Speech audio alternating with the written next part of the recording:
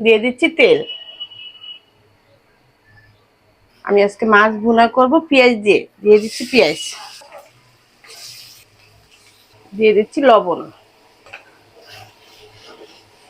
পেঁয়াজটা ভেজে নরম করে নিয়েছি। এখানে আছে হলুদ, মরিচ, আদা, রসুন দিয়ে দিচ্ছি। মশলাটা কষানোর জন্য দিয়ে দিচ্ছি একটু পানি। মশলাটাকে আমি এখন কষাই নিব। মশলাটা কষানো হয়ে গিয়েছে, দিয়ে দিচ্ছি ঝোলের জন্য পানি।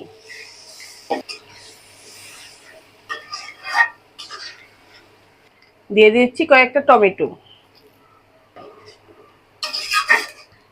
পোয়া মাছ আমি ভেজে নিয়েছিলাম, দিয়ে দিচ্ছি পোয়া মাছ।